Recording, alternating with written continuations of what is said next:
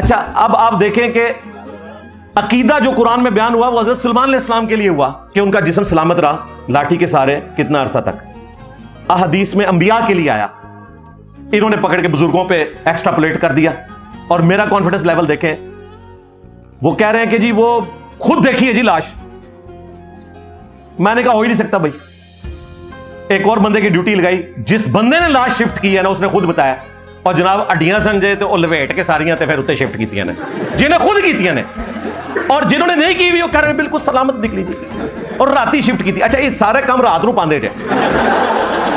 اللہ دے بندے اتنا وڈا واقعہ ہے, میں تو کہنا ہے ہن جڑی شفٹ کیتی ہے انہوں پٹو, پورے پاکستان نو نہیں ٹرمپ نو بھی بریلوی کر لو.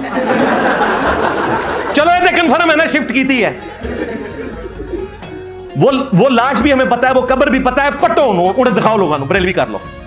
نہیں تو اللہ کو ڈر جاؤ. سب جھوٹ مشہور کیا ہوا ہے, اس طرح نہیں ہوتا بھائی دنیا میں, ایسا تو نہیں ہوتا. ہاں اللہ چاہے تو کسی کے لیے کر دے, رول نہیں ہے, رول صرف پیغمبروں کے لیے بس. اس کے بعد نہ صحابہ کرام کے لیے یہ رول کے طور پہ بیان ہوا, نہ اہل البیت کے لیے رول کے طور پر, اگرچہ اللہ ان کو پروٹوکول دینا چاہے, وہ اللہ کی مرضی.